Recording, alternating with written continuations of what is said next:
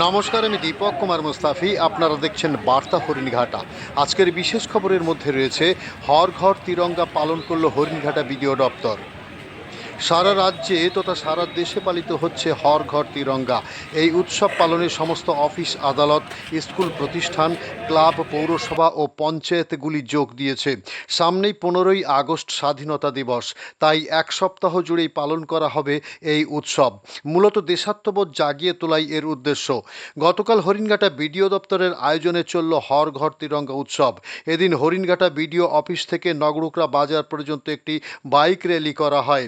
এই র্যালিতে সাধারণ মানুষও যোগদান করে। র্যালিটি খুব সুন্দরভাবে সমাপ্ত হয়। রিপোর্ট গৌর ঘোষ ও দীপক মুস্তাফি।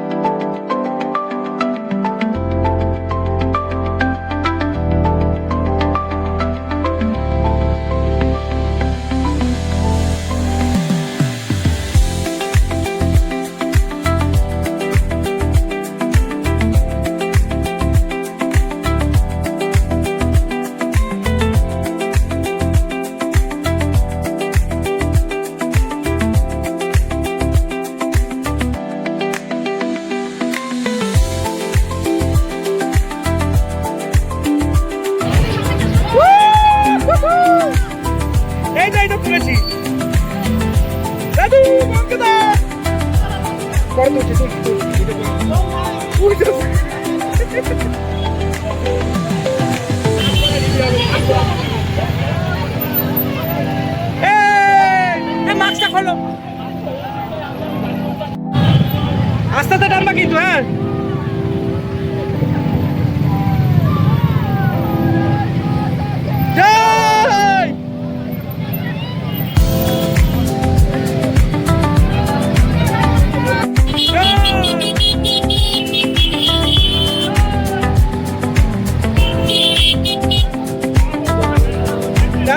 ধরেছি।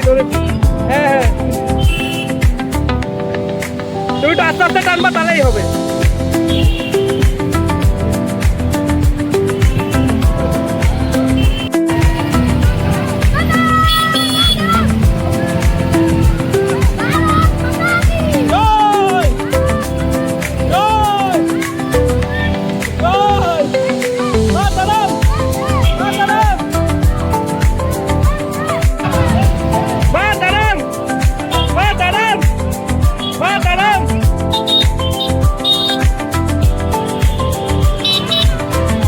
হয়েছিল সাইকেল র্যালি, আপনি ছিলেন তার অগ্রগতি ভূমিকায়, কি বলবেন? আমাদের হচ্ছে হর ঘর তিরঙ্গা যে সপ্তাহটা পালন হচ্ছে, সেটারই একটা অঙ্গ হিসেবে আমাদের বিডিও অফিস থেকে নগরুকরা বাজার পর্যন্ত একটা বাইক র্যালির অংশ পরিকল্পনা করা হয়েছিল এবং তা খুব সুন্দরভাবে সম্পন্ন হলো। সাধারণ মানুষের পার্টিসিপেশনও মানে চোখে দেখার মতো। এই যে আজ র্যালি, গতকাল যে র্যালিটা হয়েছিল, এই র্যালিতে প্রচুর মানুষের যে ছিল, সেটা কি আগে আপনি ভাবতে পেরেছিলেন? না, ভাবতে পারিনি। আমরা জাস্ট হচ্ছে আর বিভিন্ন সোশ্যাল মিডিয়া, তারপরে মাইকিংয়ে বলেছিলাম, দেখলাম সাধারণ মানুষ স্বতঃস্ফূর্তভাবে যোগ দিয়েছে। ভালো লাগছে যে আমাদের স্বাধীনতা দিবসের এই সপ্তাহটা আমরা এইভাবে সাধারণ মানুষকে সঙ্গে নিয়ে উদযাপন করতে পারছি। কোথা থেকে কোথায় র্যালিটা পর্যন্ত হয়েছিল? র্যালি হয়েছিল আমাদের বিডিও অফিস থেকে নগরুকরা বাজার পর্যন্ত।